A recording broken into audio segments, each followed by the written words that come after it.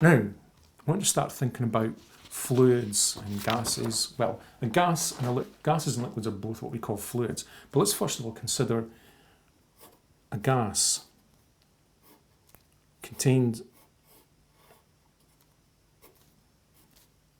like this within a cube. Okay.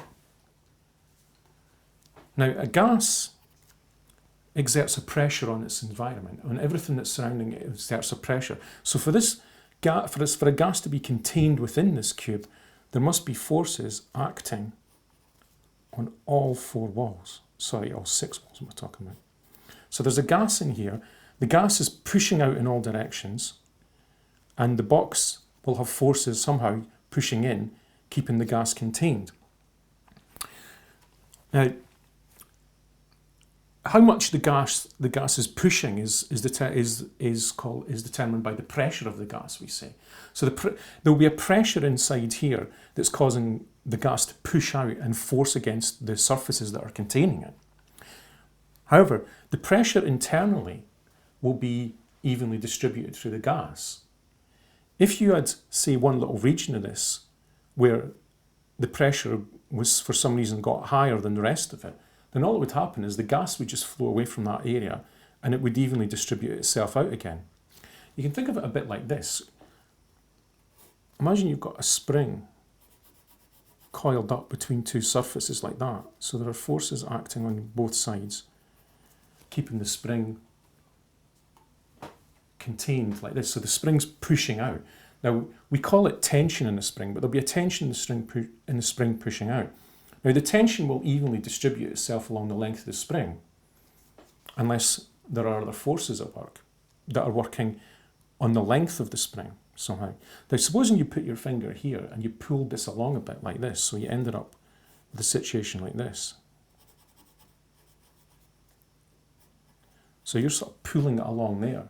Then what happens is then you'll get an uneven distribution of tension along the spring. So there's more tension here, there's less tension here. Now you can only keep the spring in a state of like this, where the tension is unevenly distributed, if there's a force acting somewhere along the length of the spring. If you let go of it, it will just redistribute the tension along the length of the spring.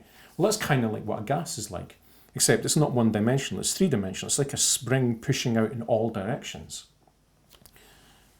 Now, supposing this is a weightless environment, and we introduce a liquid, say water, into it. Now, water can only exist when you have, in a liquid form that we understand it, when you have a pressure like from a gas pushing on it. In a vacuum, it just evaporates. So the pressure of the gas is acting in all directions, so there's a pressure of the gas acting on the water all around it.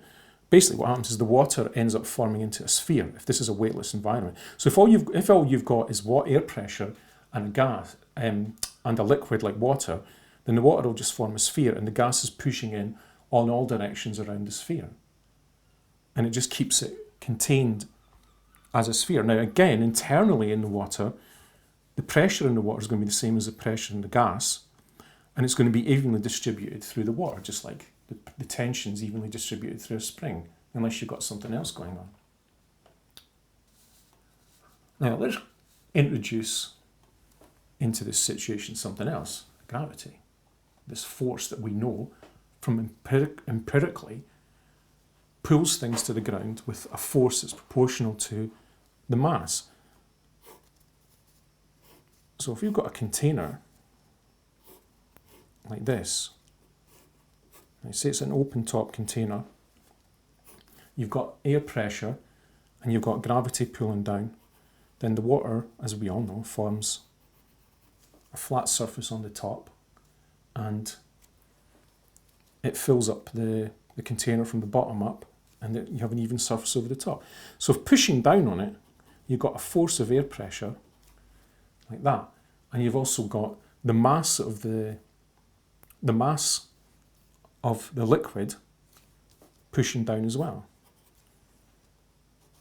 Now, force from Newton's second law of motion is always mass times acceleration. Now we know that things in the gravitational field accelerate with g, so the force that the water is pushing down with is mass times g, just mg. So that's the weight of the liquid.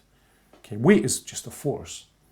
So the total force pushing down on the bottom surface is the weight plus the air pressure. So you've got the air pressure, the weight of all the liquid, and that's the force that's going to be pushing down on the bottom surface. Right, now suppose we take a little column of this liquid like this.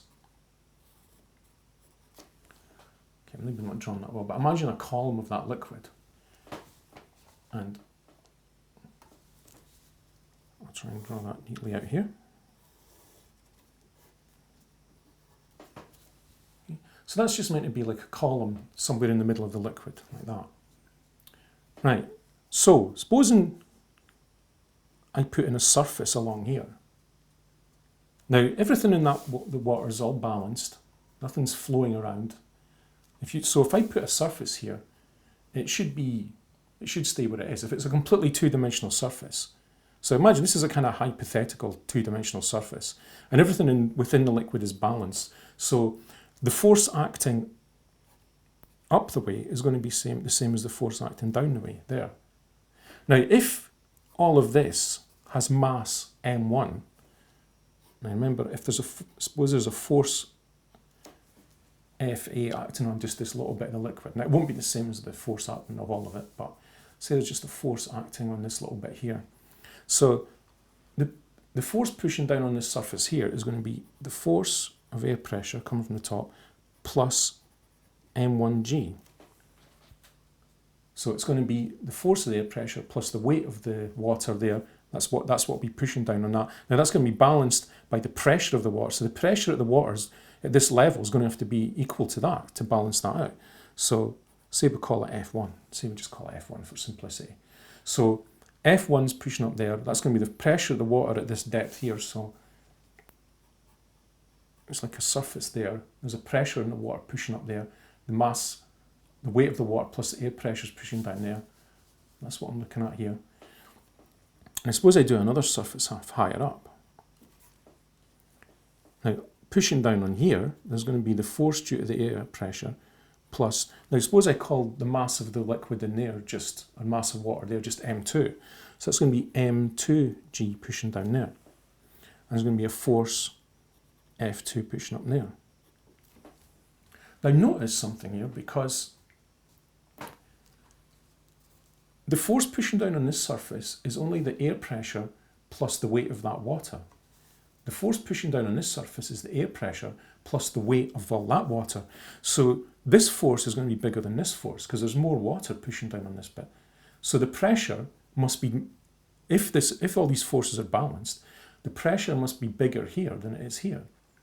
And so we get a pressure gradient in the water.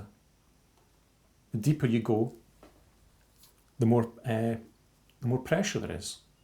Now, it doesn't become significantly more dense because you can't really compress water. You have to compress water even a tiny amount requires a huge amount of pressure. So the density doesn't significantly change as you go down. Not in a liquid anyway. Certainly not in this kind of depth we're talking about here. So all that happens is you get a pressure increase as you're going down the way. So let me draw this again.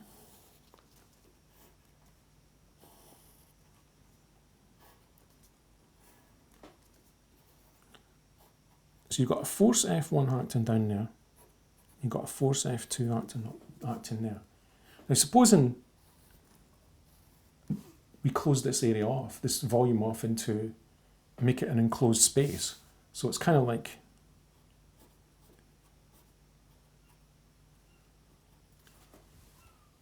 I don't know if I'm drawing that well, but it's like, suppose it's kind of like you've got a sort of a cuboid in the water like this.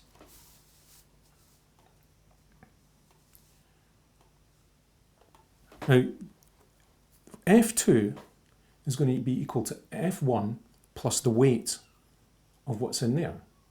Now, if you've got water in there, it's all perfectly balanced because we know that the pressure of the water there is going to be equally balanced by the force of the air pressure plus the weight of the water. But what if we change the density of what's in here though? What if I put something else in there instead of water? Well, if I put something less dense than water in here, There's going to be less mass, which means less weight, which means these forces are no longer balanced. It means that the water pressure is no longer balanced by the force acting here plus the weight of what's in here. Because to be balanced, you need to have water in here. If you have something less dense than water, then what happens?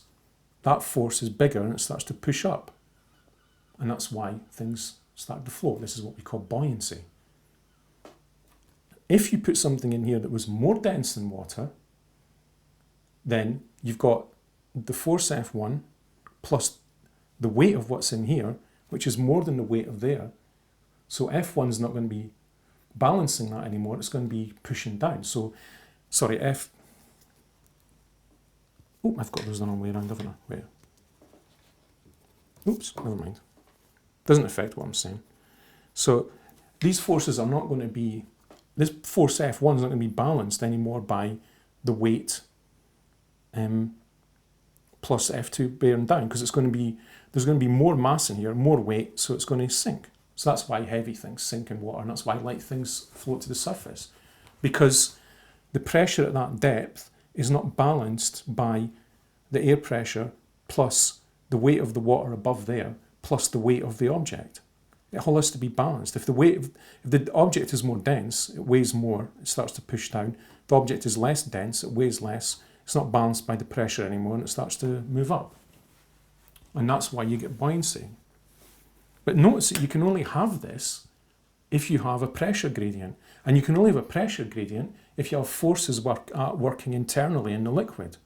Otherwise, it would just distribute its pressure evenly, like a spring distributes its tension evenly. So the fact that the pressure isn't evenly distributed is just like the spring. You needed an extra force to keep the spring bunched up at one end. Well, it's kind of like this. It's kind of like a spring that's more bunched up at the bottom and less bunched up at the top. So there are forces acting internally to keep it like this. So you can only have things moving up in water if there's gravity, if there's this extra force that's pulling things down because of their mass, which the force is their weight, which is creating more pressure the further you go down. You can only have that with gravity.